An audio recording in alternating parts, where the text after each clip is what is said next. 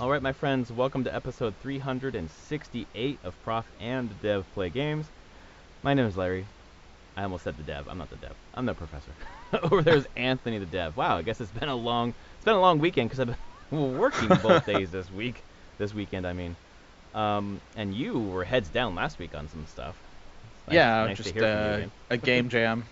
And so I was working intensely for the week, and I have not worked in the past 2 days. So, That's just like, nope, I'm done. Yep. I'm good, and I have tomorrow off. So, Nice. Martin Luther King Jr. yep. Okay. My college had my city, San Diego, had a Martin Luther King Jr. parade, 41st annual, and my college was in it. And so I was walking in that and kind of racing against the rain. And as soon as we got to the end of the route, we broke and all went home. And as soon as we started walking home, or walking to the car, it poured mercilessly. It was just like fucking buckets of water. But pretty good timing. At least we weren't walking when that happened. Yeah. So this week we are finally going to do a thing that other people have done. We're going to do Fantasy Critic.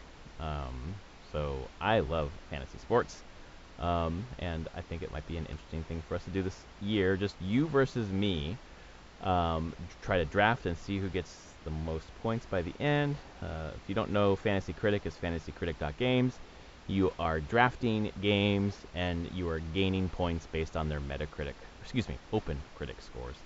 The higher the scores, the more your points, and then you counter pick your opponent, choosing several of their games that you think actually won't do that well, so you're trying to earn the most points. I know in the past we've done predictions and said, okay, if I win, you have to play a game. I don't know if you're interested in doing something like that, or if you just want to do the game itself and not do like a stakes. So, I am unprepared for this question. Okay, well, you can think about it because we don't have to answer that question now. I don't know.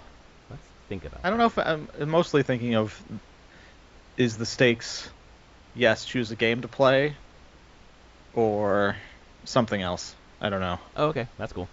I think it would be. I think in the past we've done play a whole game. If we do a game, we could say something like, play 4 hours of the game or something. Sure. Like that. Yeah, I'm fine with that.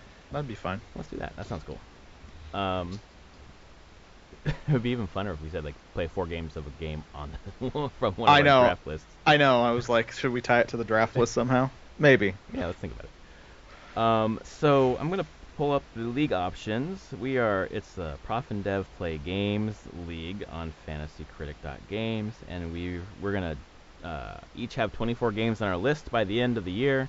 We're gonna draft 12 tonight, and then throughout the season we can pick up 12 more games. So throughout the rest of the year, there are a total of 4 counter picks, and we're going to do. I believe the way it's working is we're going to do 2 counter picks tonight, and then we have 2 more counter picks throughout the year based on probably the pickup games. Minimum bid amount is going to be $1, and then any games that we draft that end up being unreleased, we're able to drop 2 of those. Games that will not release during the year, we can drop as many as we need to, and then we can drop 1 game that we draft that will release, and we decide at the last second, hell no. Okay. I don't want this one. You cannot drop games that are counterpicked. So if Makes I sense. counterpick one of your games, you are stuck with it. And yeah, 2 All right. points. Scoring rule is 2 points per point over 90, and 1 point from 70 until 90, and then below 70 it's minus 1 point. All right, so that's the rules. We are banning director's cut games. From our list, you cannot have a partial remake on your list. You cannot have a port on your list. You cannot have a yearly installment like FIFA or Madden. No remasters are allowed. Sorry, you can't put on the PC port of Last of Us. And then a game that was released internationally but has not hit North America yet, you cannot use that either. Okay. The review scores are kind of baked in, like Persona 6 if that were coming out, or whatever. It's not. It's not. No, it's not. I can't pick Persona 5 Royal if for some reason there's some new version of it that shows up this year. It's coming to your toaster. Yeah. You know what? They haven't done a mobile port of that game. They haven't. I mean, that's the only thing I can think of at this point. right? Yeah, Probably. me too. So I'm all set up. We've never done this before, so we'll see if it works. Yeah, where do I'm logged in. I'm looking at our league right now. Me too, but How's it gonna, you have a button to start it? I have a button that says start drafting, yes. Okay. So I assume when I do that, you'll see something happen. Let's see. And then we'll see. I'm using my phone, so we'll see how this goes. I'm going to hit start drafting. Warning, once you start drafting, you can no longer add or remove players, and the draft order is locked. That's fine. It's me versus Anthony. I will hit OK. You're currently in progress. It is your turn to draft. Oh, it was random. I said that the person who gets to draft first is random. It chose me. So I apologize for that. That's fine. All right, so I'm going to draft, and I'm going to... Oh, I see. The draft is currently in progress. Next to draft is you. Okay. And this is hard. I know. You get one. What are you picking? First game. Fuck. I have, like, several games in my head, and there's, like, a game that I want to pick, because I think you're going to pick it soon, but I really can't imagine not picking Legend of Zelda Tears of the Kingdom. I figured you were going to pick that one. Yeah, I can't. I assumed I wasn't getting that one. Yeah. So. Fuck. There's just no... I'm selecting it. Okay. And then I'm going to hit draft game. Let's see here. Percent published, 98.5% chose it. Percent counterpicked, 1.9%. Average draft position, 1.6. All right, I am drafting...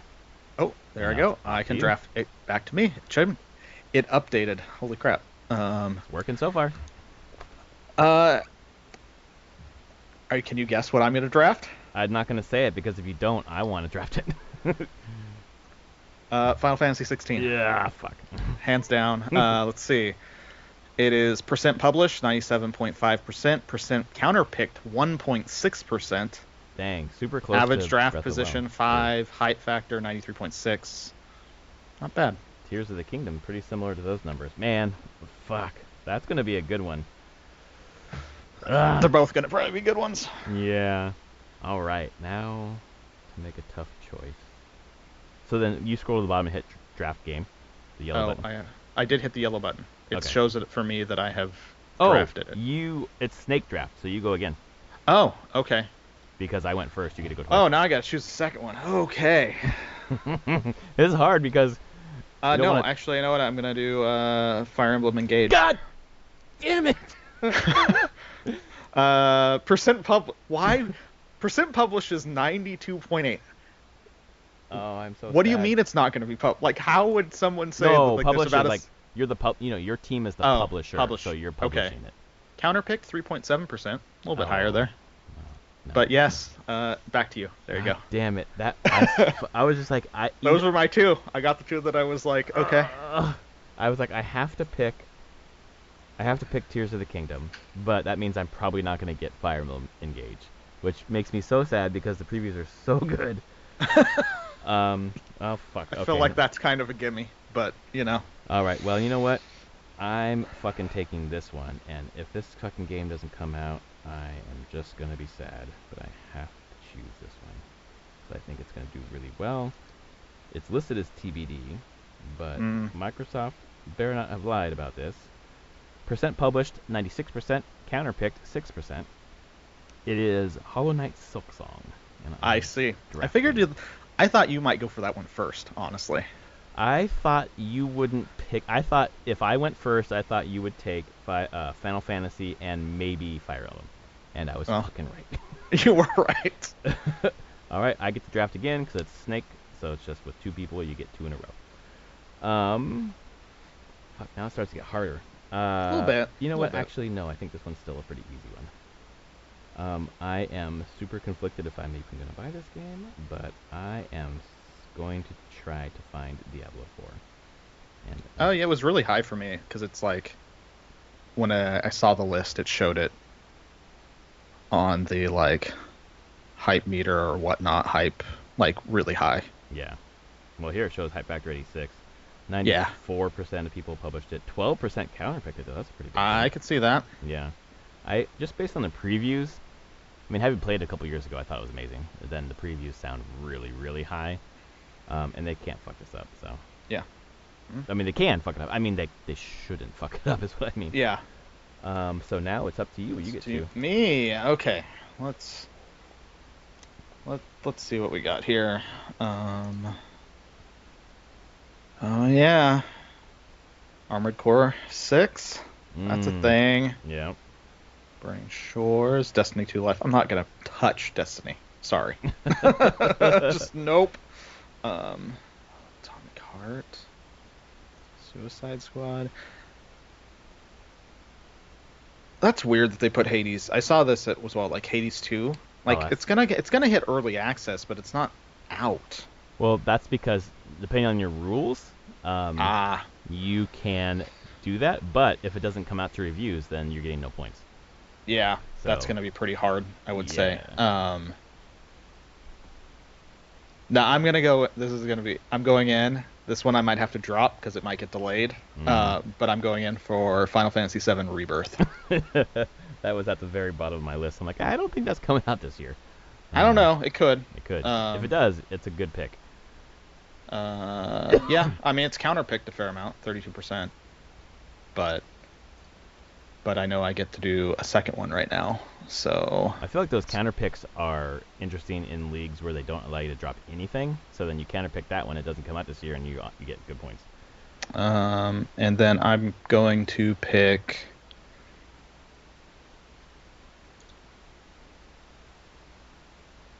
I'm gonna pick Octopath Traveler 2. Nice. Yeah, why not? Let's I go. think Let's go in that's some RPGs. well. I think they've got some learning that they've I picked up do. I from the think. I first one. think it's going to do decently well. Is it going to be a 90 plus on Open Critic? I don't know. I'll be honest here.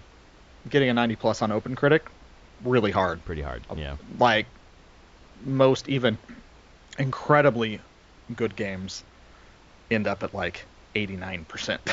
I mean, Open Critic's not weighted like Metacritic, right? No, not completely. Yeah. But it's still. There were some games that I'm like, man, that's a really good game, but it still came in at like 89%. 89. It's just, which is fine. Like it's just kind of how it goes. I'm looking at one right now. I'm like, yeah, I'm looking. There's a lot that hit nine. Okay, there's 18 games 90 and up on Switch. Dang, that's pretty good. And there's a lot that sit at 89%. Yeah. Stardew Valley is 89. Dang. Slay the Spire is 89. What? Wow.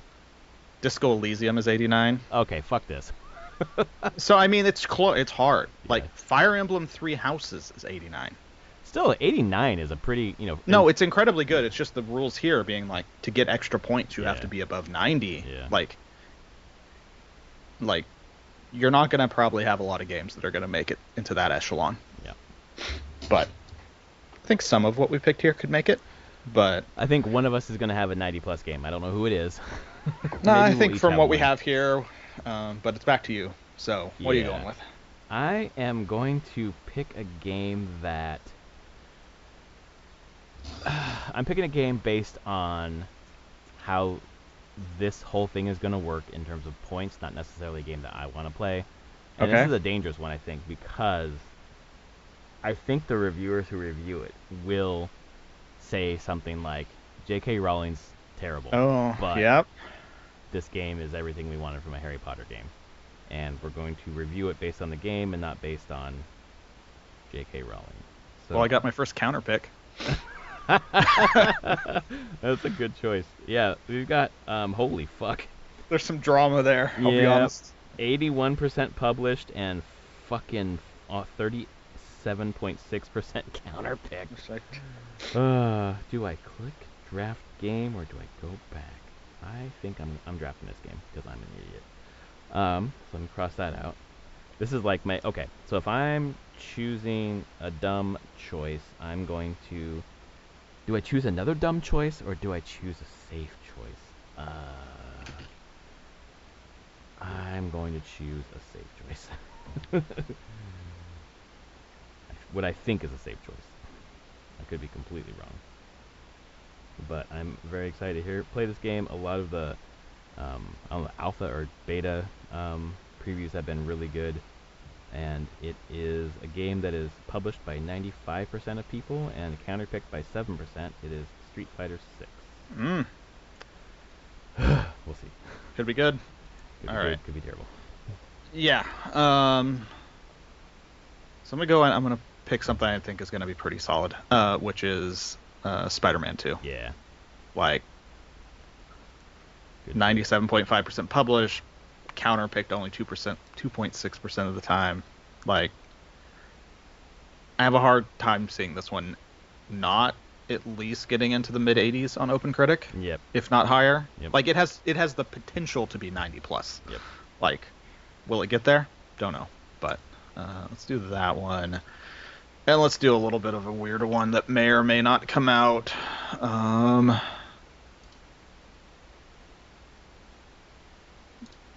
I had just thought of one that I was like, sure.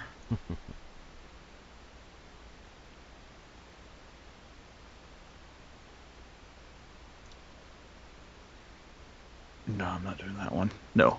Man, there's a lot of choices. I think I'm gonna do Armored Core 6. Nice. Yeah, FromSoft. Let's try it. Like, Yep. there's a good chance it doesn't come out this year. This gets delayed, and it's just Yep. gone. It's counterpicked 20% of the time. Dang. I mean, It's- I think from historical standpoint, from getting super popular and like mainstream, yeah.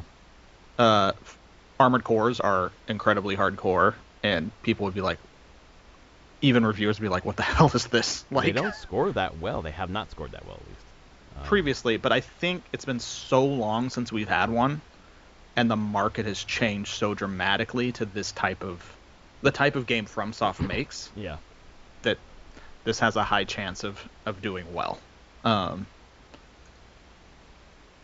right. Maybe it's a little bit of a leap pick there, but I don't know. Those are fun. Sometimes, Yeah. those ones that come roaring up and get you a lot of points. That could be fun. I am going to choose a game that is in early access right now. I think that when it comes out of early access in August, if it does, it's going to be pretty good. I think the discussions about the game already are good. Baldur's Gate 3. It is. Wow. Yeah. Percent published, 100%. Okay. And counterpicked, 7.7%. Average draft position, 14. Well, who knows how it's going to review with the OGL stuff? I know, that's the thing. I was thinking out earlier today. I was like, well, fuck, would that mess with it? I don't know. I think it will potentially mess with player perception. This says, warning, this game already has a score. Is it You- because? Oh, I wonder. You Just as open- a league manager can override the warning, use select game button, and under... Does Already has a Baldur's score? If you go to OpenCritic, does that have a score? Baldur's Gate? I'm like, why would people? Yes. Okay, then I think we shouldn't pick it. Why are they reviewing Yeah, why are you reviewing like early the access first games? act of a very big game? Well, okay, let's decide together if you think that's disqualifies it. I think don't. I would disqualify. I I would think so say too, don't. yeah. If things are really being reviewed in early access like that, Yep. I don't. Yeah, that's gonna make early access dangerous. Okay, I'm gonna get out of this one then. I'm going to draft. Let me just make sure that I did not draft that. Nope, I did not. Okay. All right, so that makes that question easier, or harder. Fuck it. Okay. Okay. Is this the time where I make two stabs in the dark, trying to get points? Which is, I don't know. Okay, I'm gonna fucking do it. The first one I'm gonna choose is Starfield, Okay. and just pray to God that it comes out and does well. It's 92%, counterpicked 18%. Yeah, that's Draft position about 10. right. That's Yeah. about right. That feels good. That feels like a risky pick that could really do well, or just flame me. So that's Starfield. I'm Sounds picking. like Bethesda. Yes, exactly, right? If it's this bug-riddled mess, like, this is a great game, great story, but the bugs are awful. And then I'm going to pick, I think that they can't fuck this up, because if they do, they're just done. So they're putting everything into it. I'm picking, if it will allow me, Cyberpunk 2077 Phantom Liberty Okay. expansion. Thought about it. Ooh, percent published 54%, 11% counterpicked. Oh, I okay. still think I'm gonna do it. All right, I did it. All right, back to me. The risky one that I thought of because I just heard about more about it today, Mm. and we're gonna be seeing more of this game. I think next week, a week from now at a Microsoft thing, Redfall. Oh yeah. Mm-hmm. It's Arcane. People had assumed it was one type of game, and based on what they are starting to release on it, it's not uh, the Back for Blood, Left for Dead type game at all. Interesting. I thought it was. No, Oh, okay. it's Arcane being Arcane. Like it's Mm. like they said, think more Far Cry Oh. than a Left for Dead. Still like a co-op open world thing against like vampires. Okay. So we're gonna see stuff on that in about a week and a half or so. In the same thing, Microsoft said, "Hey, we're gonna show some stuff. It's this game and some others." They're not showing Starfield. Starfield Right. gets its Gets its own own presentation. They're like, "No, don't look for Starfield here." Like, Yep. so that my risky one is Redfall. That's a stab in the dark, but it's Arcane, and Arcane makes good shit. So They do. Um, so we got Redfall, and then I'll take a safe pick. I'll take Jedi Survivor. Yeah, that's been on my list for a while. Thinking I need to. That's a safe pick. When do I do it? Now it's gone. Well, it's gone. Now it was my time to make a safe pick because 2, 3, 4, 5, 6, 7, 8. I have 4 more to pick. 1, 2, 3, 4, 5, 6, 7. Oh, okay. I have 5 more. All right. So I think I'm gonna. God, I think I'm picking what I think is a safe pick, but this could actually maybe not be a safe pick. So I'm going to take a look at what other people think before I say. Let's see. We got 76% published, 30% counterpicked. Shit. Is this going to be good? Is this going to score well? Is this going to score better than some of the other ones on my list? God, I feel like maybe I shouldn't pick that one. Maybe I should pick this one instead. I don't know. I feel like Nintendo doesn't miss very often. I think I might go with... This one might be pushed back. I think... Fuck. Do I want that? Fuck. I'm not saying these out loud because I don't want you to take them in case I change my mind. Fuck. Now it's hard. Now that you took away... God, because you wonder, like, Horizon Call of the Mountain. Like, how many people are going to play it? How many reviews are there going to be? That seems dangerous on that front. It really does. And then, like, RE4 Remake is a remake, so I think it's eligible. I mean, it is based on... It is. It's because it's not a... Not a remaster. It's not a remaster. It's a full-on remake. And it's, a revered, long-time revered game. Yeah. So it kind of gives you at least a known quantity. I think I'm going to go with Resident Evil 4 Remake for this pick. This comes out... Fuck, I didn't realize it came out so soon. It comes out in March. Yeah. Yep. 98.6% picked, counterpicked 1.5%. Yeah. Alright, that might be the right choice then.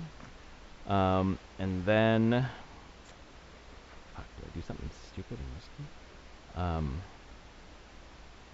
God, I feel like this. If I pick this one, you're gonna counterpick it. So I'm just gonna give you a fucking counterpick.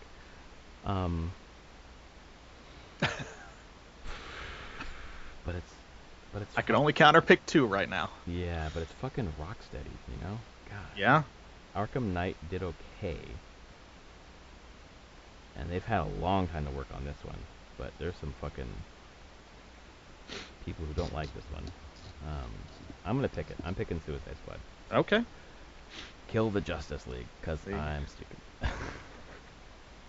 Almost all the ones on my must draft list are crossed off now. Which game is that? I had to remind myself. Not bad. Okay. Okay. Oh, there's Dead Cells Return to Castlevania. That's an Ah, interesting fuck, choice. yeah, good point. That is an interesting choice. I don't know if I'd do it, but I mean, I'm like, That's a good one. Fuck, I didn't. didn't actually write that one Oh, down. because it. Yeah. I'm just looking other stuff further down that's coming out. Oxenfree 2? Mm-hmm. Really? Yep, that is on my list, in fact. Maybe Stalker 2.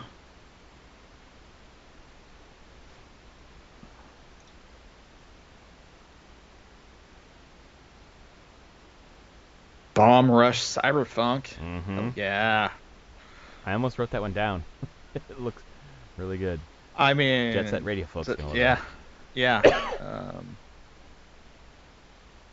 Percent counter picked 22.4. Only pup 26.1. Oh shit. Wow, People aren't picking that one that maybe a much. hidden gem, yeah. Could be.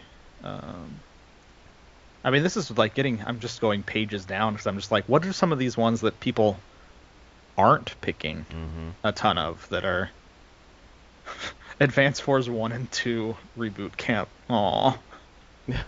Fucking Putin, goddamn you. They're A lot just of like, reasons why attacking Ukraine is fucked, but one of them is that Nintendo pushed that back indefinitely. yeah, don't pick Skull and Bones. I got delayed again. Oh my I'm god. just gonna tell, just don't do that one. If they didn't have that deal with the government of Singapore, the game would probably have been canceled by now. Yeah. Next major Final Fantasy 14 expansion unannounced. I'm like, no, it's not coming this year. Does someone Based have on- Elden Ring DLC on there too? I'm just looking at like down. I'm like, how did they choose some of these? Arc 2, Dragon Age Dreadwolf. It's not coming out this year, guys. Not a fucking chance. The Expanse, a Telltale series. Yeah. That's way. I looked at that and I was like, I don't think that's gonna score that. I mean, it could be a good game, but it I might don't not think it's score gonna- very well. Yeah. It's just funny digging down into these like lower things and being like, what? Exoprimal. Yeah. It's the bottom of the list on hype factor, 3.2. Oh, damn, that's lower than fucking Forspoken. Yeah. Forspoken's actually pretty high on the hype meter overall. I think the previews that are coming out now, not the previews, but the discussion that's coming out now is like, that demo did not do it justice. The game is much better than it. People who are playing it right now. It's like, oh, okay. Sure. Okay. Where do I actually go here? I'm gonna pick Sea of Stars. Ah, God, fuck you. Ah, that was next. Damn it. Well, I got that one. Damn it. It seems like a reasonable pick. That's like, I think that's and if banking points there. you didn't pick that. Damn it. And if I can pick DLCs, I'm gonna pick Burning Shores as Dude, well. I fucking. Woo, those are my next. Those were both my next two. Ah. I had Sea of Stars and Burning Shores. Ugh, fuck. I think those are like safe bank points. Maybe. I think Sea of Stars is gonna be because it's over 70 to get a point, Yeah. right? Yep. So I think that's points. I think neither of those are over 90 though. No, I don't think so either. I think those are safe 80s.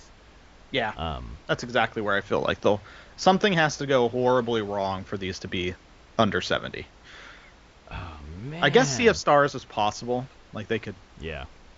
indie developer, they could mess that up. I don't know. It's unlikely, but But the other ones I have that did I have a hard time seeing that Burning Shores is under an 80. Like No. I it's think that's like Gorilla. 83 to There's a 86. quality bar they're gonna hit. Yep. Like no matter what. Oh, that So, makes me so fucking sad. Enjoy now. Fuck. Now I've got to. Shit. I only have 2 more to pick, so you have 3. Yeah, So you'll true. pick your 2, I'll pick 2, and then you pick 1. Yeah. I think that means that I am going to fuck. I think I'm gonna pick Pikmin 4. Hmm. I think that Nintendo is going to. People who like Pikmin really like Pikmin. And I think that they've been polishing that game for a long time. They have. So I think. Let's see, 82% picked, 11% counter picked, average position 17. I'm right in the ballpark. And I was I was hoping to do a really cool indie pick, and it was fucking Sea of Stars. Your Stars. Oh man, now Wow, of this whole thing, Sea of Stars is gonna make me the most sad. Um, I think I am probably going to pick this indie game that you just mentioned. Dead Okay. Cells, It's Castlevania. Castlevania. Yep. If you weren't Q1. gonna pick it, that was probably in my next two. Oh, you know what? What the fuck? No. This says Q1 2023. Yeah, this year. Oh god, this is 2023. Jesus This is Christ, dude. 2023. Okay, man. We're in 2023. Oh, fuck me. I was like, oh, it's 2022. It's fuck. Wow, my head All is right. fucking All scrambled. right. All right, man. What do we got here? All right. Definitely got to do a safer pick that I'm curious about. I don't give a rat's ass about Dead Space, I'll be honest. Yeah. I'm going to do Like a Dragon. Nice. Ishin. Sure. And what else do we got here? No. No Forspoken. I'm not doing that. Sorry. That's a wild pick. It would be a wild pick, and no. My last one, I just have to go with it because I hope it's good. System Shock, Oh, nice. because it's finally coming out. That remake, and yeah, counterpick is 14%. Only published 35.2. It doesn't surprise me. I don't think it's gonna set the world on fire from like sales standpoint. Yeah. But I think if you're into this type of game, it's probably going to be really good. And it's a full scale remake, right? Like in the Yeah, vein of, like, full Army Corps. remake. Yeah. Okay. Yes. Cool. Um, All right, back to me for one. Back to you for one. Boy. Okay, so now I can talk about. I mean, whatever. You could draft stuff later, but that's fine. I've got a couple on my list that I'm thinking about. Does Darkest Dungeon 2 come out this year? This is one to look at. It may have a score already. Okay. Because it's been in early access on Epic for a while. Okay. Then I will leave that one off then. Darkest Dungeon. Let's see. I'll check. Okay. It has some review scores, but not enough to have an actual score. Okay. So you could pick it. It only has three things that gave it a review on its initial early access release. Let's see here. Darkest Dungeon 2, Q2. Yeah. Percent published. Maybe. Percent picked 2%. That's interesting. Yeah, I think people just forget about it. Yeah. Honestly. Yeah, so that's one. I'm thinking of Darkest Dungeon 2. I'm thinking of Gunbrella. I'm thinking of Assassin's Creed Mirage. Mm. I think those are the three that I'm considering. Although I was thinking about crazy pick of Avowed, but I don't know. I don't think it's coming out this year. No, I not haven't at seen all. shit about it. I think. God, I don't want to like pick with my heart, hoping that it's going to be a good game. And we don't even know. We just know a year for Assassin's Creed Mirage. Yeah. And people are fucking after Valhalla, man. People are tired of AC. Gunbrella could be a good indie pick. Devolver does a good job. Percent pick 21.3. Let's see. What? Call the Mountain. What did you pick? That one. I just feel like there's not going to be enough people reviewing it. Yeah. You know what? Fuck it. I'm so sad I didn't get fucking Burning Shores. I'm gonna fucking call the Mountain. All right. There we go. All right, now it's time to Draft counter counter pick. picks. Yep. Oh, there's number one. Fuck. Shit. Okay. All right. So from your list, I'm gonna counter pick again for Anthony's list. We've got Armored Core 6, Final Fantasy 7 Rebirth, Final Fantasy 16. Engage, Fire Emblem Engage, Burning Shores, Like a Dragon Ishin, Spider-Man 2, Octopath Traveler 2, Redfall, Sea of Stars, Jedi Survivor, System Shock. Fuck, I should say I picked Hogwarts Legacy. Oh. Just because I have to. Like. Fuck. This is hard because they're all good games, and you didn't take too much of a risk on most of these. I think Sea of Stars stands out to me, but I was going to pick it, so that seems like a dumb one to counterpick, but I wonder how well it will do. It's a departure from the last game that team made, which was that Ninja Gaiden like. Yep. But it looks fucking great. And people have been, I don't know, like a new Chrono Trigger like game. I could counterpick Final Fantasy VII, thinking it doesn't come out, but if it doesn't come out, if I counterpick it, you're fucking stuck with it. I am stuck with it, so it's just blank points for me, right? Yeah, I think so. But if it comes out this year, I'm fucking screwed. It's possible. Square wants it out this year, that's for sure. Yeah. They did say System Shock. I'm going to counterpick Redfall. That's a good one. I mean, it's risky. It's probably the riskier ones I take, but... Yeah. Okay, I gotta draft one more counterpick. Yep, and then I get one. Fuck. This kills me. I don't want to pick this one, but of all the ones on your list, System Shock stands out to me. It's a remake of System Shock 1, right? 1. And it's not been in development hell, but it's been a long time. It's taken a long time. It was a Kickstarter. They've had their issues. I am...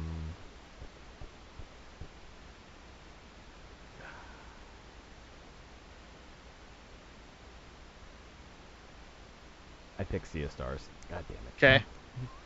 Now I have to pick a counter. I mean, your list is full of things that are decently solid. Like, if I'm looking at stuff that's going to do poorly, it's not honestly, I have a hard time seeing Diablo 4 doing worse than an 80. Yeah. Overall, like, Silk Song's going to likely be great no matter what. I think that's my dead set. Yeah. 90+. Pikmin 4, it's a Nintendo game. It's probably in the 80s. I don't like Pikmin at too. all, Yeah. so I will let my bias show there of being like, I kind of want to pick it because I don't like it, but I don't think it's actually going to be a bad game. Yep. RE4 remake's fine. Starfield could be risky. It's Bethesda. Yep. And this thing is very big, although I feel like if we're looking at scores, I think it will still score fine. Yeah. I think there's enough hype behind it that it will score. I expect it to score higher than it deserves. Then if you read the articles, people will talk about, it's a little boring. There's kind of repetitive in these ways, and the planets aren't all that interesting. Yep. Blah, blah, blah. Street Fighter 6 has already had plenty of betas, and it seems fine. Yeah. It's better than previous Street Fighters, so... Boy, if I had to choose which one I think you're going to choose, I won't say it yet, but I think I know what you're going to pick. And there's Suicide Squad Kills the Justice League. Could be fun. No, I'm picking Horizon Call of the Mountain. That's a good choice. I thought you'd pick Suicide Squad. No, I think it will be decent, is the thing. I think Suicide Squad will be fine. Yeah, I think that's You're good. Projected right now to win. That's for sure. By a few points. 177 for you to 181 for me. For me, yeah, but there's probably a fair amount of potential variation. I'll be honest. Yeah, exactly. So if you don't mind holding off making bids for new ones until I change the minimum. I'm gonna wait a little bit. There's nothing in January that I need to. Bid process in 5 days. I see a timer down here. So Really? Oh, bid process in 5 days? Bids process in 5 days. Oh, it's the we can both put our money in, and then the same time each week, it will I trigger. see. So whoever paid the most for the game would get it. So it's not okay. It's not automatic. So Hogwarts Legacy is showing as locked on mine, and Horizon Call of the Mountain is showing locked on mine. Yep. And then for you, Redfall is locked in CSR. So I'll read my list, then you can read your list. Okay.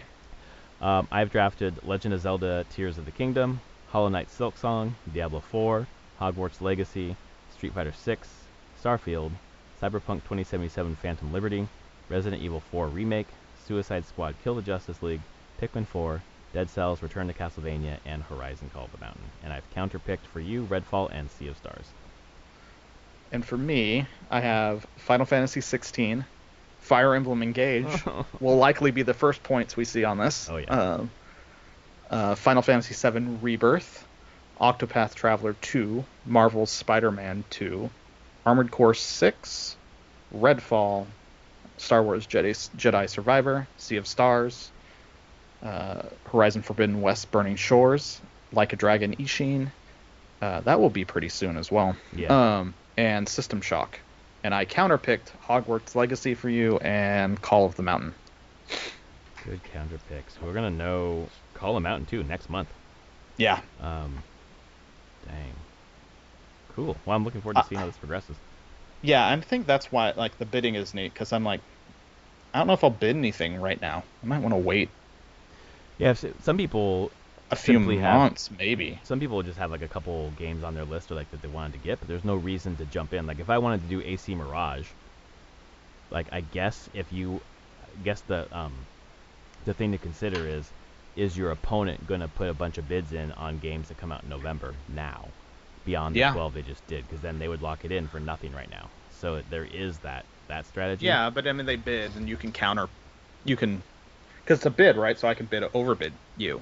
Well, but if you aren't bidding now, like if AC Mirage is coming out in November and you're like, oh, I'll bid on that later in the year, and I bid on it this week, and you don't bid this week. Oh, do I not get to see what you've bid on? Yeah, it's secret bidding, so you don't know. Oh. So that's part of the strategy. Oh, no. Yeah. Okay. So we can have our own rule where we can say, no, we can say whatever we want. No, it's fine. Okay, it's hidden. Good to know. It is hidden, so I think some people get screwed. No, I know some people get screwed, where they just forget and they don't pay attention. So like if we're watching a fucking Sony showcase and we're like all excited about what's coming up and what's getting release dates, we're also thinking, fuck, I need to go over here and make bids. I'd better have this open while I'm watching this. Yeah. Well, at least because it's not day of or whatever. It's every 5 or 6 days or whatever it is. You don't have to do it immediately, but you have to do it that week if you think that I'm doing it that week. Yeah. Yeah, I'll just have to look what's in here that's actually still at least marked for 2023. Because I think there's stuff.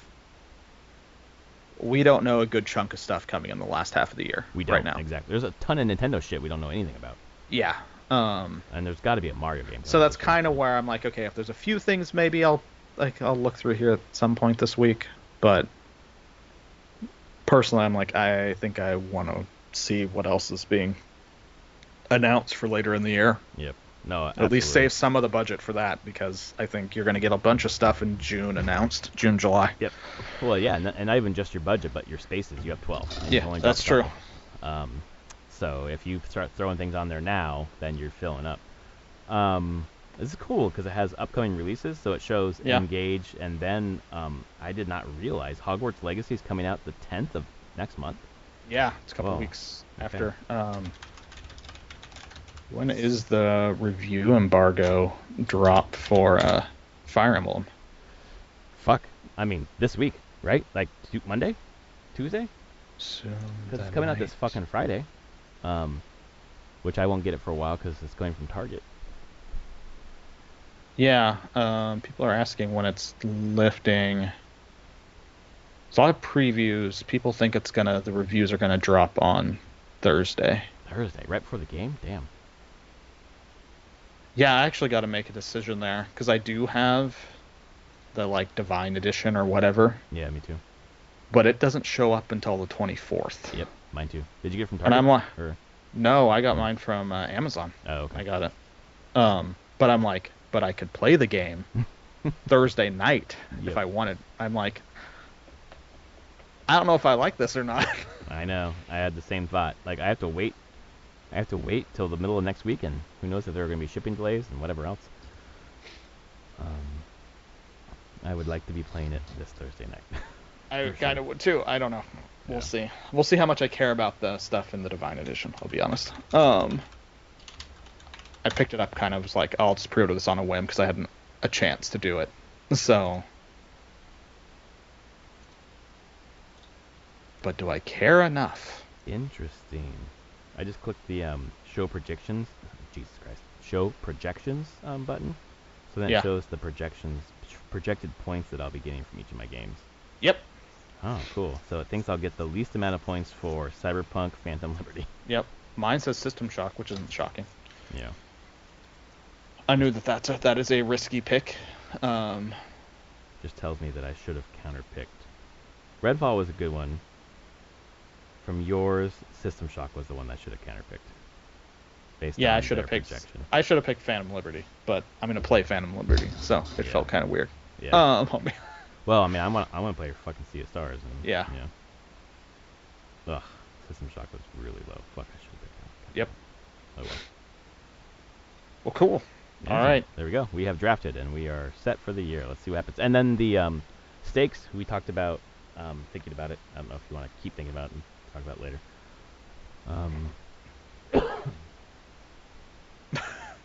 Yeah, we'll have to talk about it later. I Okay. gotta figure this out. Yeah. Playing this week, I will start. I've at the end of maybe the beginning of this year. Oh yeah, I was, beginning of this year, I was starting to clean out like subscriptions and just dropping like a bunch of Sure. subscriptions and shit.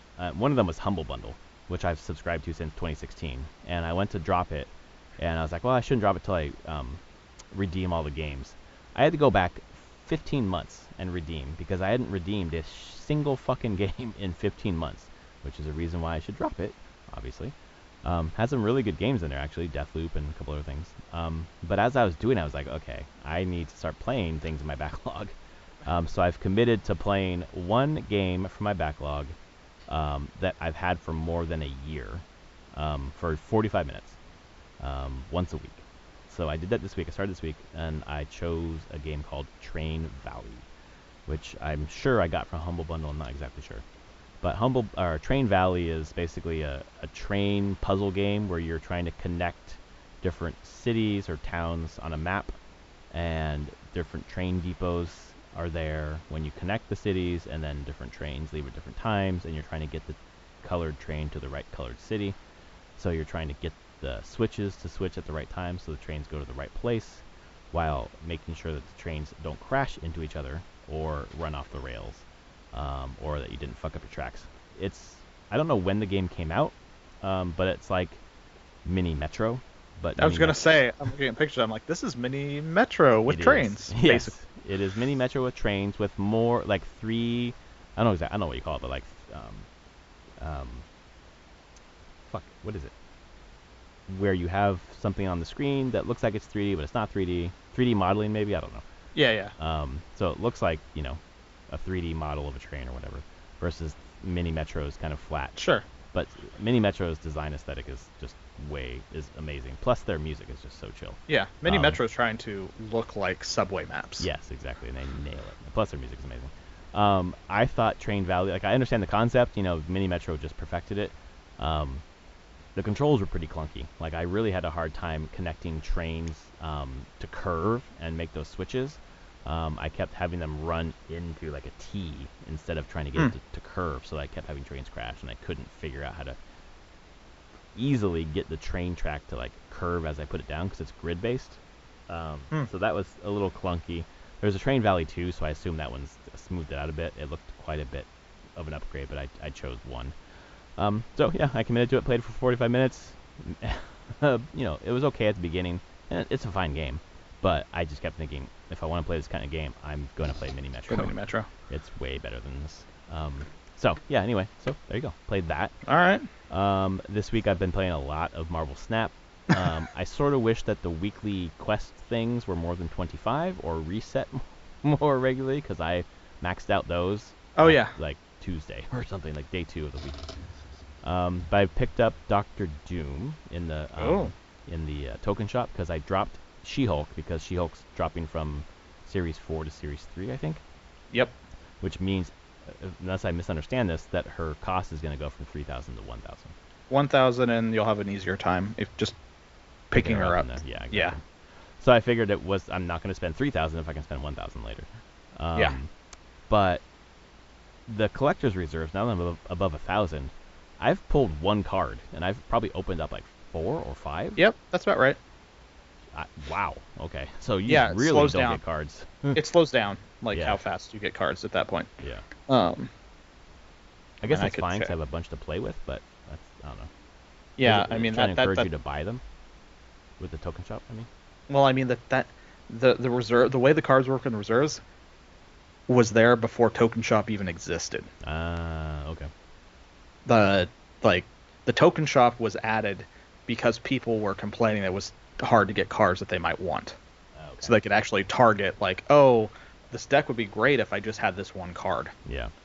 And it's like, oh, now they're giving you a way to like, oh, that one card showed up in the shop, you can pin it and you can guarantee that you can get that card. I mean, yeah, I mean the thing is, I'm trying to look. Okay, my collection level is I'm at 1648. I go up about 120 to 150 collection level a week. I'm finding. Mm-hmm. Seems about right. Trying to see how many cards I've actually gotten in that time. All right, we hit 1,000. So I got one. That was a because you start getting variants as well. Oh, okay. I haven't got that yet. So you'll just straight up start getting variants. Interesting. Just 2 new cards.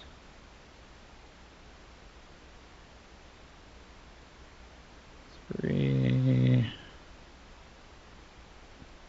4. I got 4 in the first 200 collection levels. Oh, wow. Okay, that seems about New right. cards.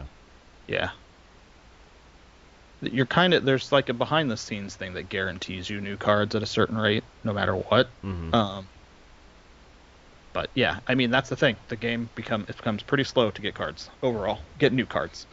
Yeah, it felt like it slowed down significantly, which has been okay because I've gone back and made decks out of cards I've never played before, which Yeah. has been fun. And then obviously your choke point is the credits, but I end up getting boosters for new cards and I'm able to advance that way.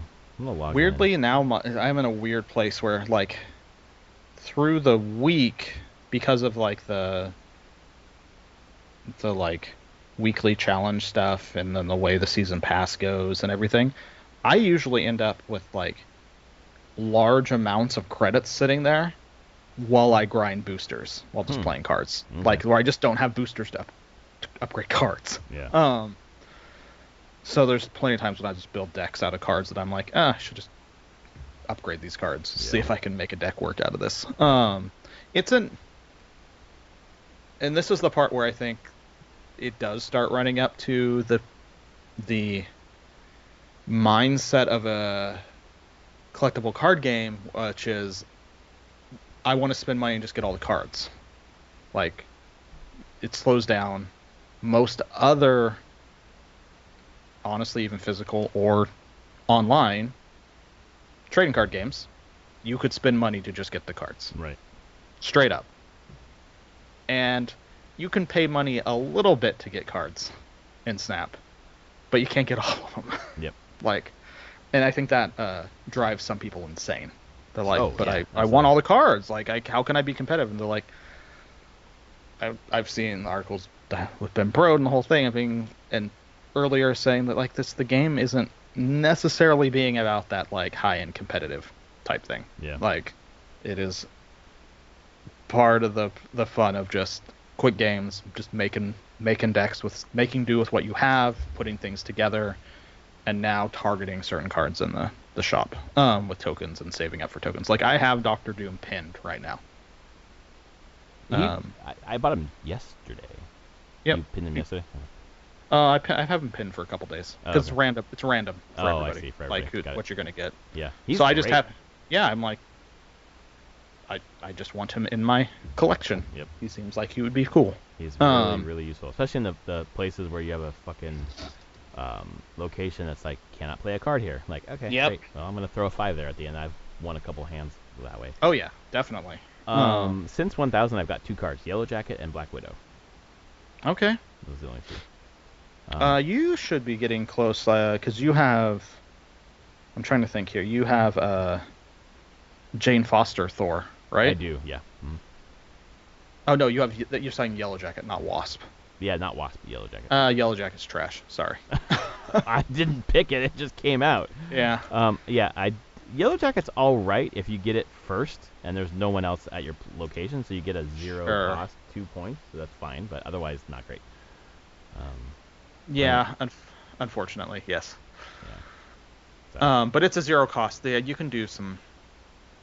Actually, I've seen people. If you eventually get Lockjaw, you can do some fun stuff with the Lockjaw I deck. have Lockjaw actually. You could, because you can play Lockjaw.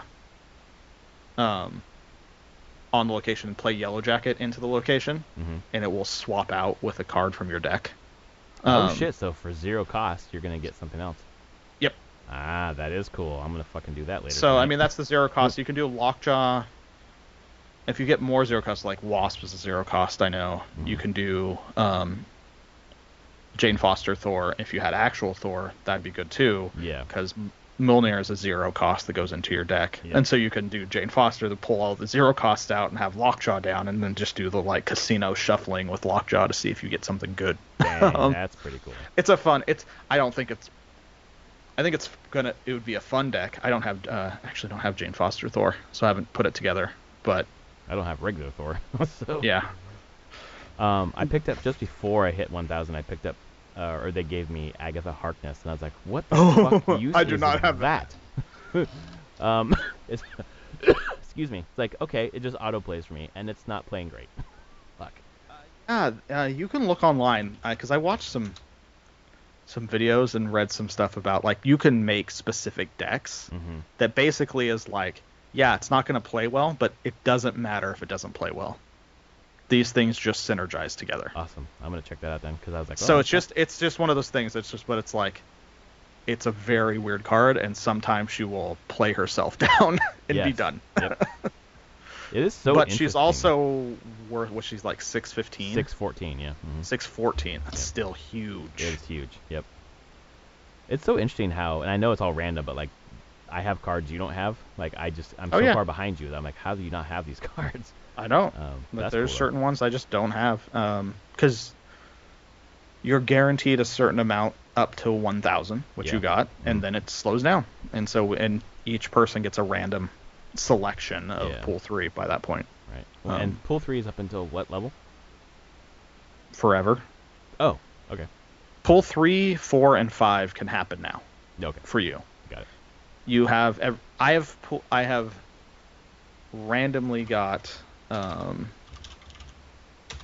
one, I think, pool 4 card, which was M'Baku, Okay. which is not. I was like, cool, thanks. Like, I haven't seen that although one, I so- have played, it's a 1 cost card, 2 cost card. No, I think it's a 1/2. If it's in your deck at the end of the game, it will jump to a random location. Oh, that's interesting. Almost like a, not really like Captain Marvel, but like just kind of surprise at the end. Yeah, the problem is if it's in your hand, it's just a 1/2, which is not great. Yeah. Right. um, I've been using Black Cat a lot more since they tweaked her up a After? little bit and said, please use her. yeah, checking. M'Baku is pool 4, yeah, series 4. Mhm. So it's just like the chance whenever you get a new card in a reserve, it's like 80%. No, it's like 85% chance pool 3. 10% chance pool 4, 5% chance pool 5. And then as they shift down, the chances of getting those cards goes up. But that's forever now. That's how it's going to work. They're not. You just get chances on these cards. Some are rarer than others to get out of the pools. But I think just trying to complete pool 3 is the main thing to do, because once you do that, then you get a lot more collector's tokens Oh, cool. from cash reserves. Yeah, because so, I get those pretty slowly. And there's not a ton of stuff that I want, but when I saw Doom come across, I was like, great, I'm glad it unpinned She-Hulk, because I've been wanting this one for a while. yeah. So I don't know. It's a thing. I like you. I've still been playing a bunch of Snap. Finished my what missions and what's out for season pass, and I'm still having a blast with it. Just good games, having a good time. The stupid Raptor location right now I hate. Oh my But gosh, I'm playing. Everyone's just playing their fucking either Kazoo deck or their fucking Carnage deck. Carnage to eat them. Yep, exactly. Yeah. It's just it's been a lot of fun. So I've been playing that, and I've been playing Pokemon Go. Like wow, Okay. I've been playing a lot of mobile games lately. And Pokemon Yeah. Go we play for like I don't know 10 minutes a day just to get our streak and hit a couple Pokemon who are Yeah, just get interesting. outside a little bit and Yep, exactly. So it's been a lot of fun. We're just in a Pokemon phase. So we've been playing Arceus nice. as well. We played, we opened up, or I opened up, and I'm not sure why I did this, but I did it anyways. Pokemon Cafe Remix on the Switch, which is basically like this, I don't know what the fuck it is. It's not even a match 3. It's a puzzle game where it's designed for you to have to like buy stuff eventually, although it hasn't really asked me for anything. Haven't had to pay anything really. But you are supposed to connect Pokemon to complete recipes to feed the Pokemon who are coming into your restaurant, and if they like you, then they're gonna stay and get more food from you. It's just very cute little Pokemon thing. Sure. She loves it, but we don't like her playing handheld games. We don't like her playing games that are like in her face, which is why we play Pokemon Go for only 10 minutes, and this one has a 10-minute limit as well, because we don't like her looking down, into her hands. We'd rather her be looking up at a big screen. Yeah. So she gets limited time with that. So I'm playing a lot of stuff with her, all Pokemon. And then for me, I talked about the backlog. I talked about Snap, but I've also last night loaded up Immortality, which I haven't played in a while, and I must be getting toward the end. Because I started opening up a lot more clips that I haven't seen, and these clips take the twist forward, and I wish you knew what it was so I could tell you how fucking creepy this was last night. But it was basically a character. It was the first time, and I knew this was coming because I know how the game ends from podcasts that I've listened to.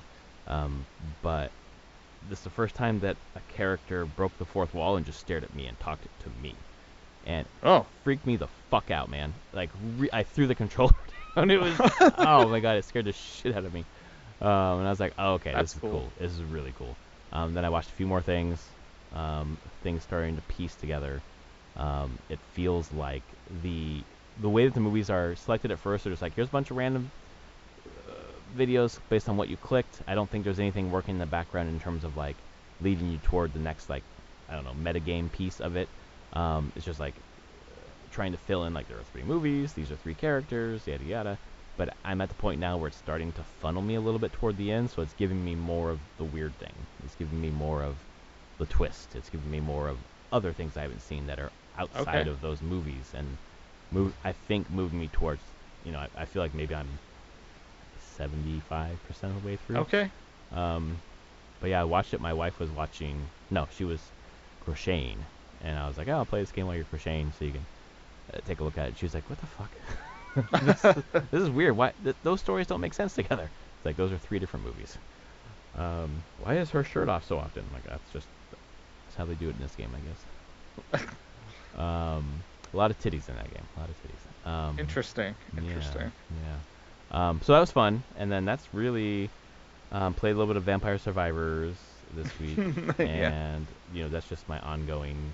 I think that's my like Snap. Well, I'll pick it up and play a run or 2. Sure. I'm not as obsessed as I was like last week even. But I did pick up. You saw me pick up the game in the middle of the day. Yeah. Earlier this week, so it's still on my mind. I still enjoy it.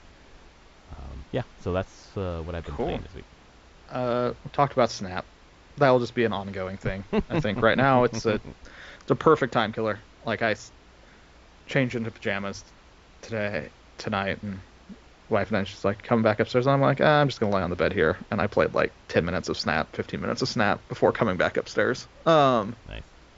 Just I was like, I just feel like laying down. This is great. But beyond that, I was doing Game Jam, so I didn't play anything during the week. Like Monday to Friday, nothing. Like, I'm making a game. Yep. When I'm not making a game, I'm not thinking, I'm not playing any other games. I am mostly mentally chewing on the game that I'm going to be making, which turned out great. Had a blast. Awesome. Team was great. Done 3 of these at System Era now, and they've all been great experiences. Loved working on it. Loved making it. Has it been a different team every time? Yep. That's awesome. Different people. And that's been cool just to meet different people and interact with some people that I don't interact with all the time. We're not a huge company, so I know everybody, but it's nice to work on, like, oh, we're intensely focused working on something together for a week. That's been a lot of fun. I think it's really healthy overall for game developers to, I don't know, compress making a game really quickly. It really stretches your mental muscles on it and just that skill set to make. And, well, the company, I went into the office on Friday because we had to be done at Thursday at 6, so I went on Friday and we did like a big kind of like celebration. They brought a food truck in, so had that in the parking lot. I was like, you enticed me to come to the office because you're giving us food. Well done. It worked. It worked. But my whole team came in and we got to like chat and no work on time. Everyone was just mingling and chatting and just having a good time. It was nice. But that night I came home and I was like, cool, I'm done with that. Friday night, got home, and it was time for the Final Fantasy 14 patch that came out in the middle of the week. Nice. 6.3. Friday night and Saturday night I played through the story on that. It's great. Love the new character they've introduced. I have no clue if this is setting up stuff for the next expansion or if it's going to be concluded in the patches that are coming before the next expansion. So this is 6.3. There'll be a 6.4, a 6.5, and then usually there's like a 6.55 as with a couple more quests that lead into the next expansion. But part of me is like, they may not be leading at, like, the next expansion might just be fresh completely, and this is just a side story that we're doing right now. It's well written. I enjoy it, enjoy the characters and like what it's showing. So it may be them spinning your wheels is not the right term, but like them doing something while they're getting the pieces ready for the next thing. Kind of, but I don't think in that way. I think they're definitely more in a, like, okay, you just had a huge climax of a very big story.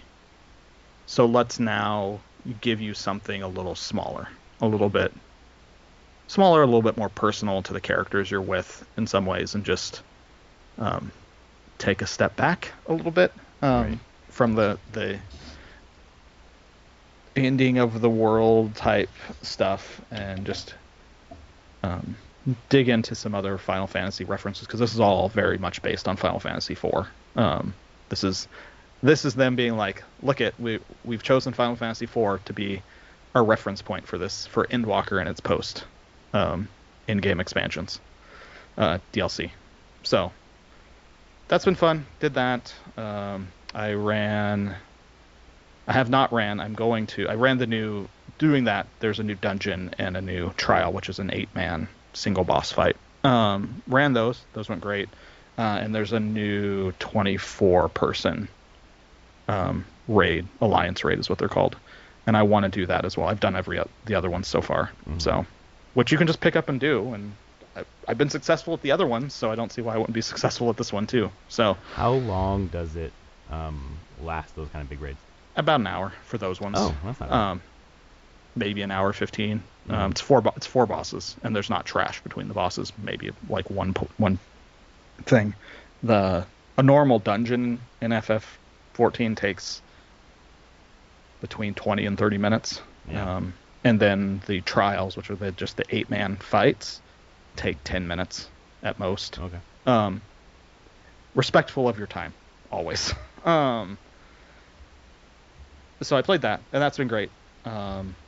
Which got me playing Final Fantasy XIV a bit more, just dabbling a bit, running little dungeons here and there. And then today, I've really dug back into Midnight Suns. Oh, nice. just cruising through that game.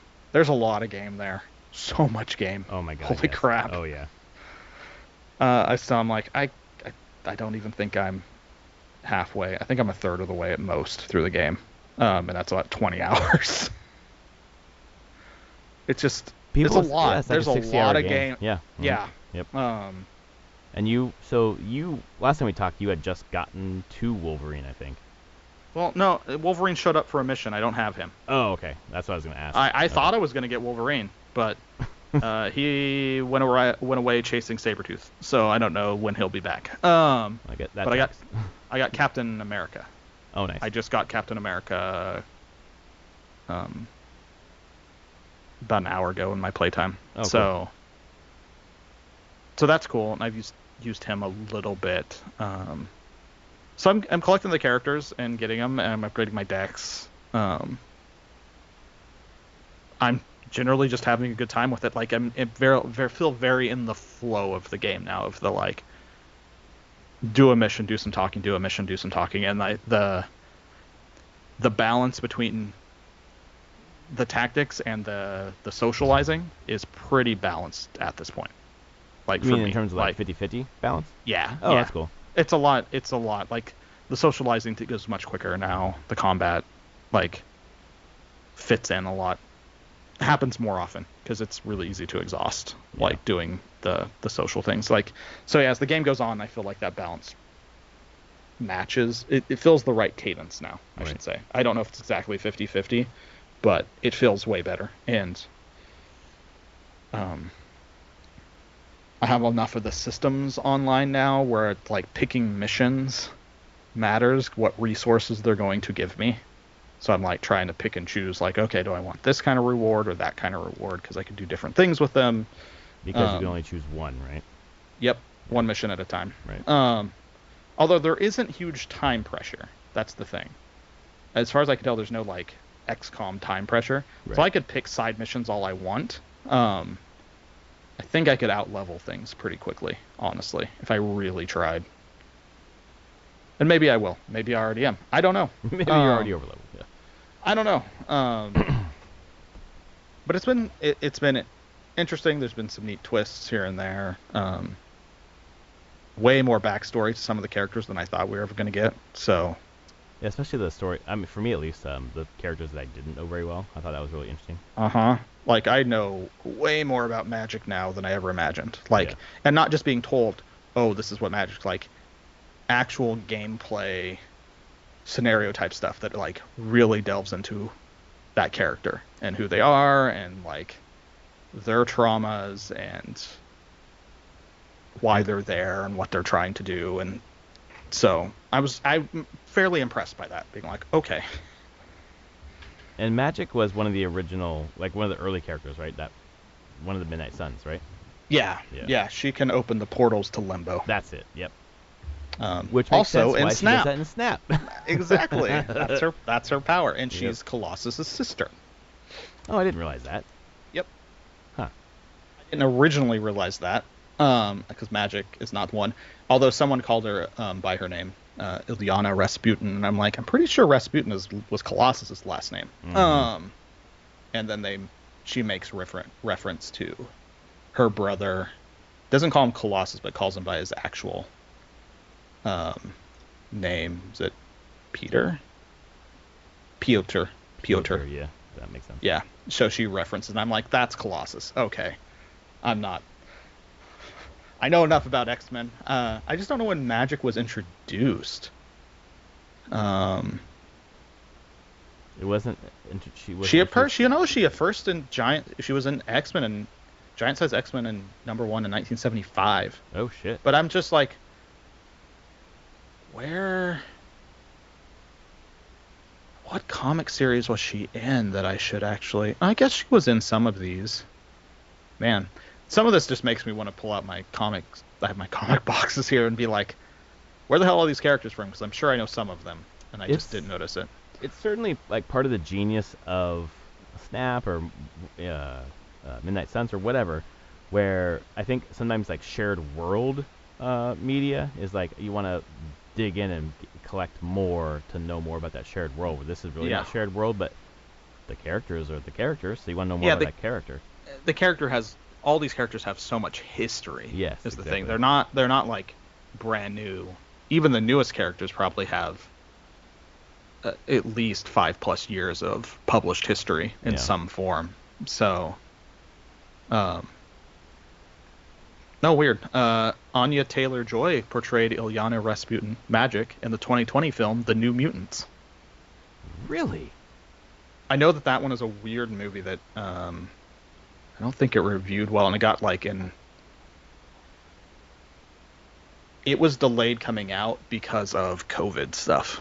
Like, because it came out, they just pushed it not to theaters, I think, Right. just to streaming. Fuck, what was it today? I think it was like a trivia question where Anya Taylor-Joy was one of the answers, and it wasn't an actress question. I was like, I think she's an actress. She is an But I'm actress. struggling to remember where I've seen her. So probably the one you would know the most with from like television would be Queen's Gambit on Netflix. She's the That's main it. character Yep. there. That would be it. If you know her face and her eyes, like she has very large eyes. Yep. Yeah, no, it's Queen's Gambit's where I know her from. Yeah, and she's also Princess Peach in the Super Mario Brothers movie. That's it. That's where I heard her name recently. Yes. But she's been in a bunch of pretty. I would say that she is very, very. I would say up and coming, but she's already made it. She's a very mainstream actress now in a lot of things. And for the next thing that I'm like, oh, I'll see her in this is George Miller is doing a Furiosa movie. Oh, yeah. That's the next Mad Max movie. Is just all about Furiosa, and she's playing Furiosa, young Furiosa. Oh, wow. She is in a lot of stuff. Wow. So yeah, she's around. You will see her a lot now. Yeah, Queen's Gambit was definitely what was on my mind, though. Yeah, that's the one I think most people. That's like where I think she really broke out and people noticed her. But yeah, she played Magic in a movie before she got. Before when she was kind of a little bit unknown. It was like right before Queen's Gambit kind of blew up. So Dang.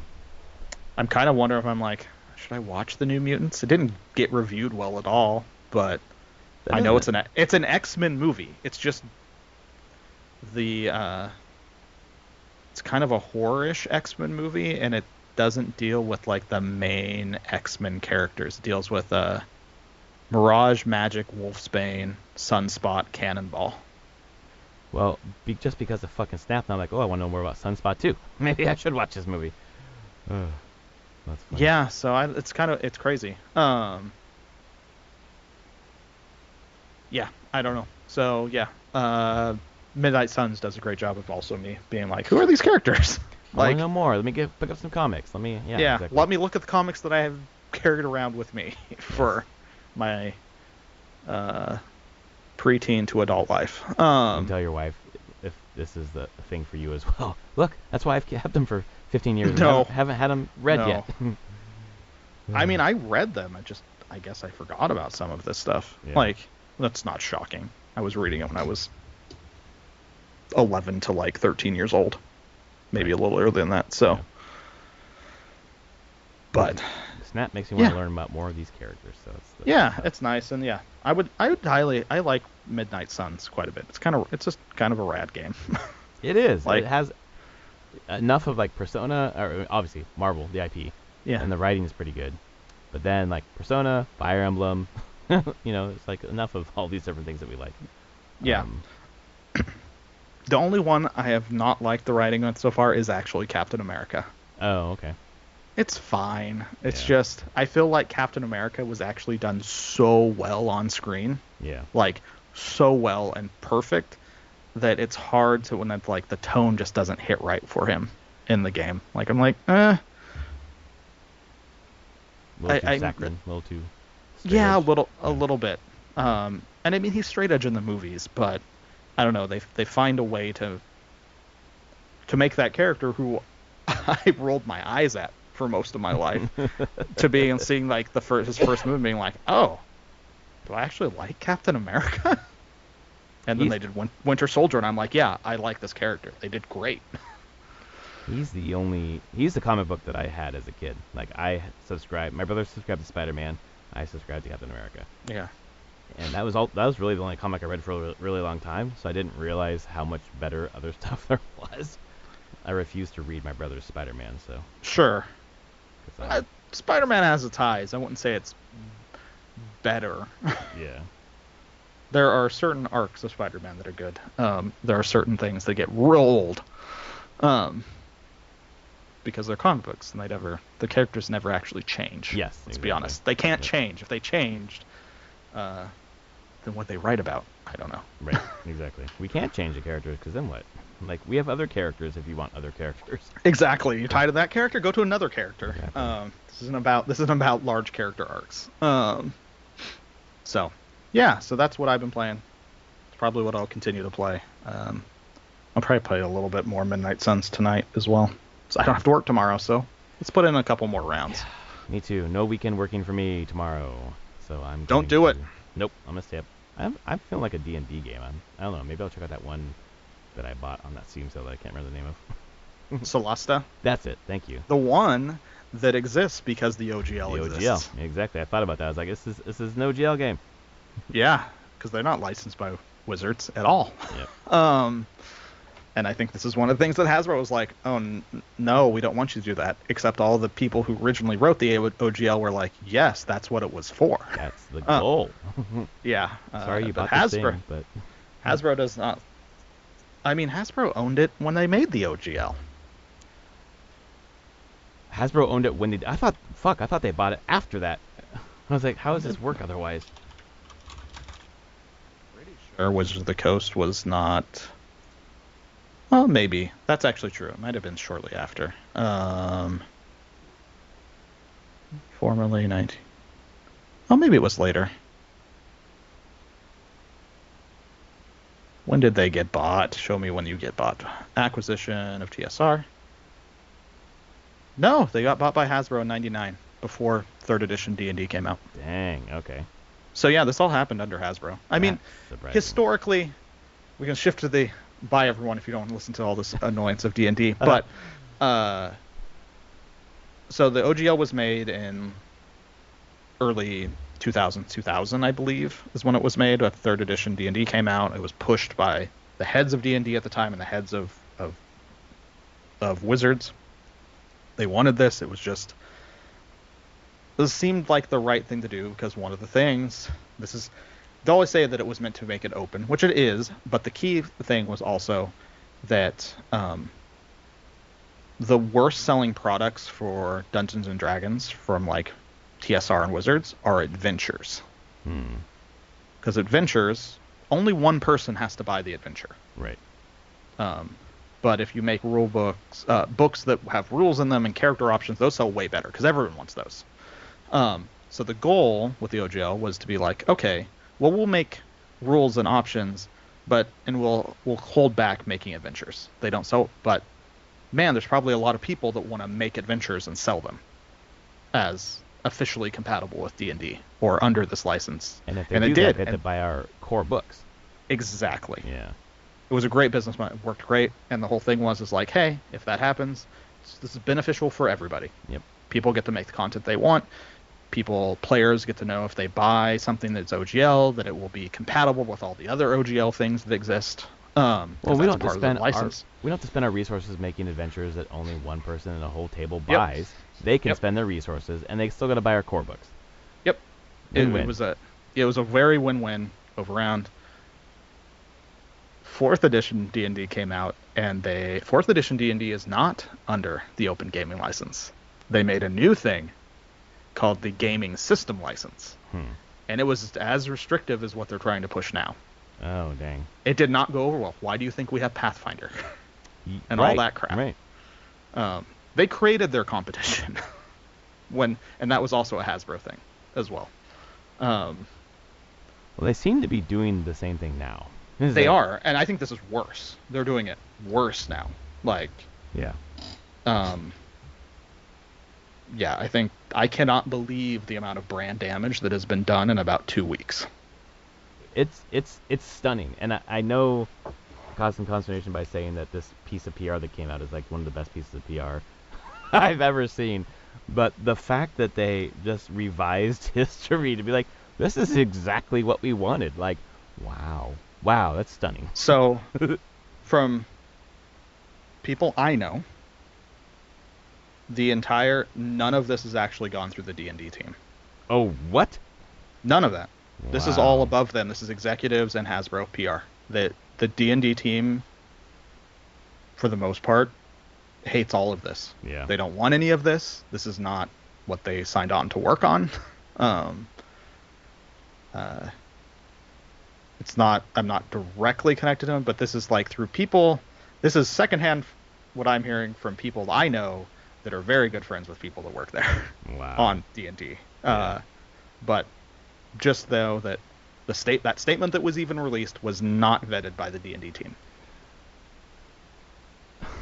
That was out of their hand. All of this has been out of their hands. They didn't even know all this was going to be happening until very late in the process. So when that happens, it's the suits who are doing it. Yeah. For what fucking purpose? Money.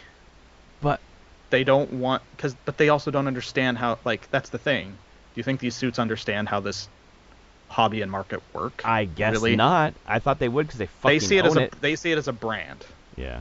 They don't see it like, and I'm sure like there's a thing of like, well, there's all that stuff about like they didn't think people would react so harshly to this. I'm like, why wouldn't you think that? Like, right.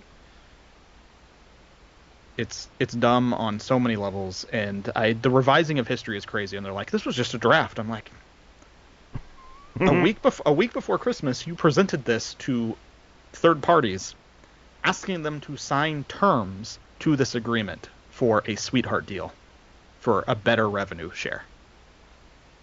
Crazy. That's not a draft. You were actually asking them to sign their names on paper saying that we will accept this. Yep. So call it a draft all you want. It wasn't to them, for whoever signed on. Right.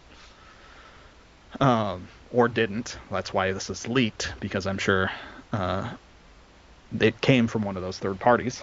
It was like, so this is what we were given to sign.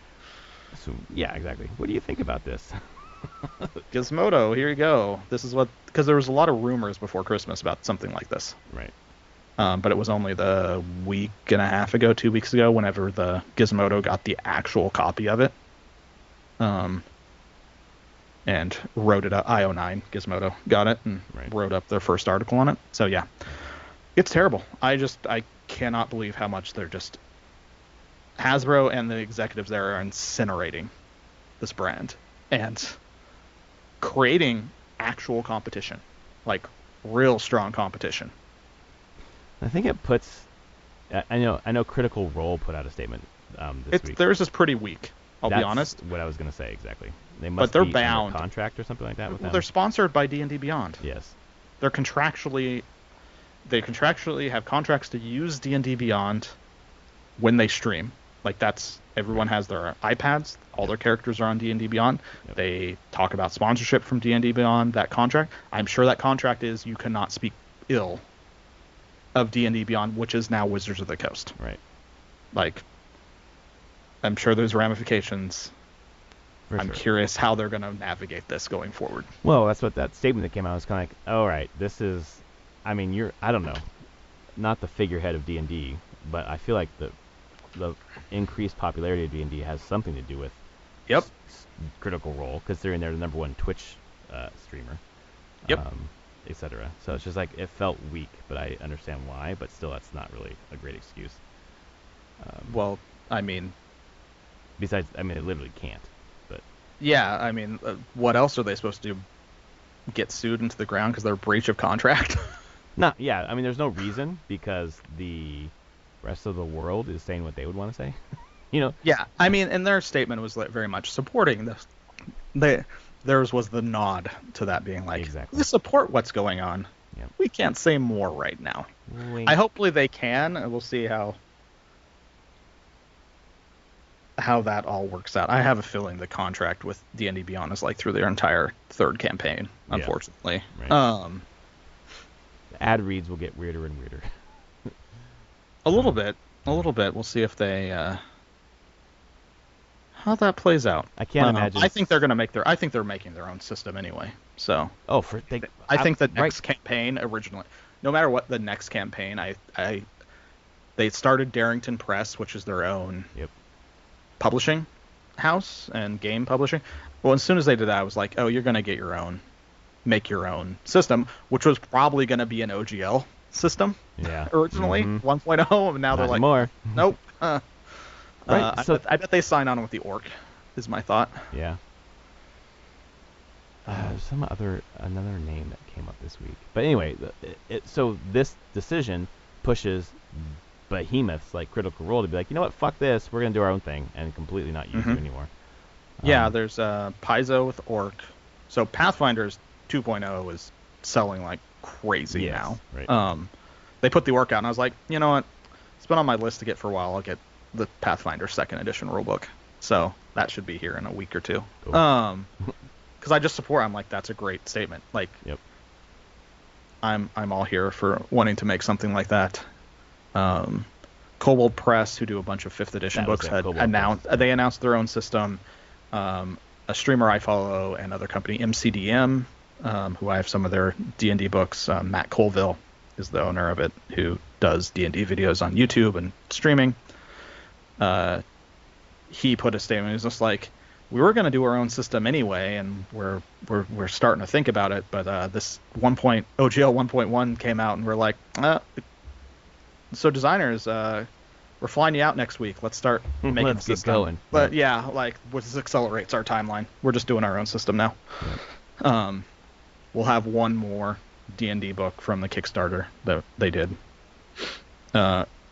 mid last year, and they're like, that's it, no more D&D books. I think it's, obviously it's fucking been hilarious to watch this as a person who doesn't really play D&D. Just like, it's reignited my Critical Role. I started listening to podcasts again this week. Yeah. And I was like, God, nice. This shit's good. So fucking good. But in the next couple of years, the things that will come out because of this that other people have done is gonna make the scene maybe more diverse in terms of like rule sets and how things are done. So that's exciting. That's cool. Yeah. It's really cool. I think in the end it's going to be a positive for the industry, but it's just going to be rough right now. Yeah.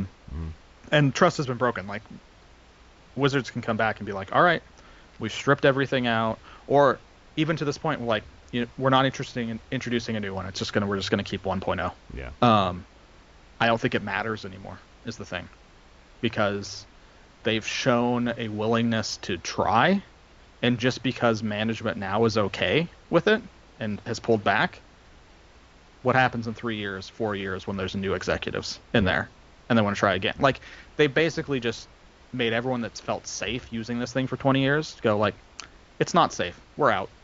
Like, we can't trust this. Which isn't shocking, because I'm pretty sure that's what has happened was that 4th edition came out, they tried doing this. It didn't get as much backlash as now. But they tried to be very much more restrictive.